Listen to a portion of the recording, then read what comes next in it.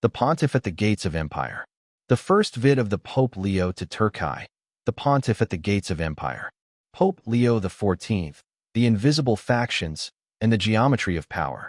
The stage of power and the masks of piety. Men are so simple and so much creatures of circumstance that the deceiver will always find someone to deceive. Machiavelli. Every new pope arrives cloaked in white, but behind the silk lies the hardened armor of centuries-old power. Pope Leo XIV is no exception. His election was presented as a triumph of humility, reconciliation, and the rejuvenation of faith. Yet within the marble corridors of the Apostolic Palace, one senses the faint vibration of another truth. The Vatican remains one of the oldest intelligence networks ever constructed, rivaling the modern spy agencies that now court it. To understand the Pope, one must understand the factions that surround him. The Jesuits, the Secretariat of State, the Knights of Malta, the financial curia, and the modern alliances whispered about in embassies and lodges.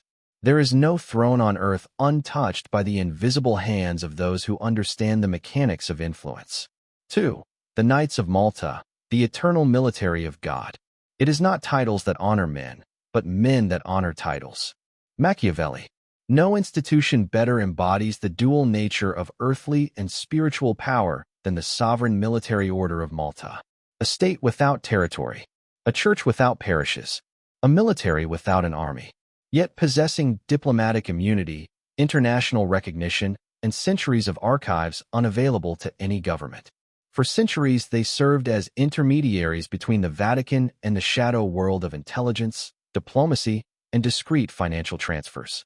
Many members move easily in Masonic circles, not publicly declared, rarely acknowledged, yet historically intertwined. The architecture, symbols, and metaphysics of initiation overlap in ways that historians prefer not to discuss openly. Power recognizes itself, no matter the costume, cassock or apron, cross or compass. 3. Money without odor. The Vatican's hidden economy. The Vatican's bank, Iwar, has survived. Papal wars, world wars, the Cold War, mafia scandals, global financial crises, and yet it stands unmoved. Because money has no color, creed, or conscience. It only obeys gravity, the gravity of power. The Vatican's financial leverage extends through global real estate holdings, discrete offshore structures, Knights of Malta networks, Catholic foundations and orders, sovereign diplomatic channels immune to standard oversight. One who follows the money will understand the Vatican better than one who reads sermons. 4. The Pope's first pilgrimage. Turkey, the metaphysical crossroads. A wise ruler must always seek the places where power naturally flows.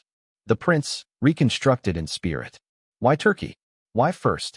Because Turkey is not simply a nation. It is a hinge of civilizations, a metaphysical junction where empires collide, merge, and re-emerge. Geographical power. The Bosphorus, the ultimate choke point. The bridge between Eurasia and the Mediterranean.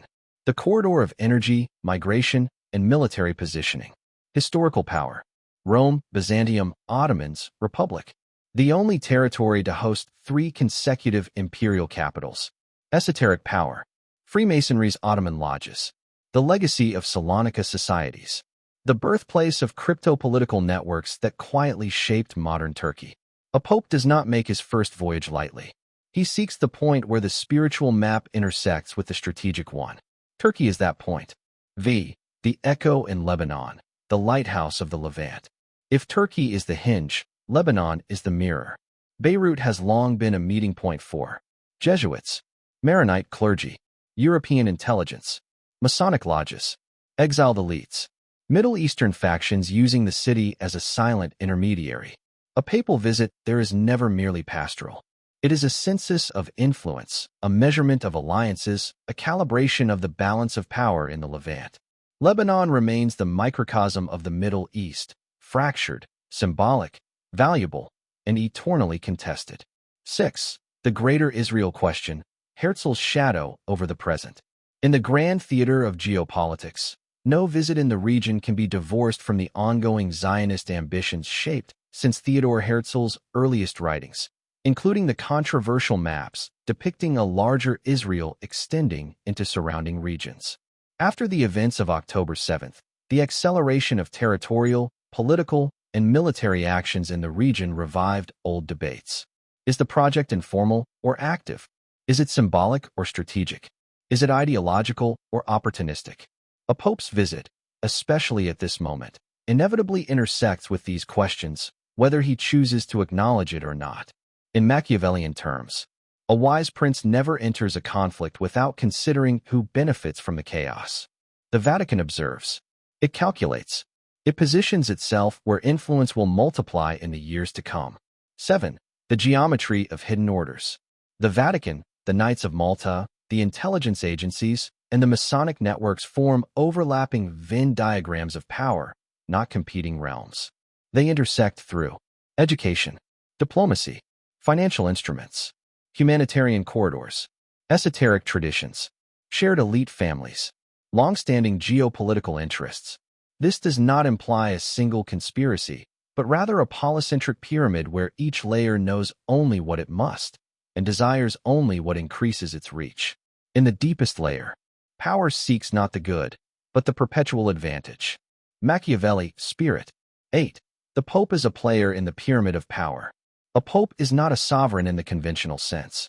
He is a node, a symbolic superpower, a negotiator between kingdoms visible and invisible. His role in the pyramid is unique. Moral authority without accountability. Financial power without transparency. Diplomatic immunity without borders. Intelligence reach without a declared agency. Ancient legitimacy without elections. Pope Leo XIV enters this architecture not as a reformer, but as a stabilizer, one who must balance the factions while appearing above them. As Machiavelli would warn him, he who controls symbols controls men's obedience. 9.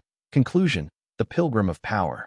The Pope's visits to Turkey and Lebanon, the renewed closeness to the Knights of Malta, the whispers of Masonic affinities, and the geopolitical environment shaped by post-October 7th realities all form a single conclusion.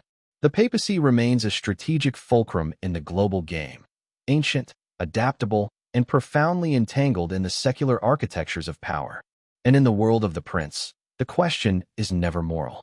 It is always, who benefits? For in the pyramid of power, every gesture is a negotiation, every visit a signal, every blessing a strategy, and every silence a message.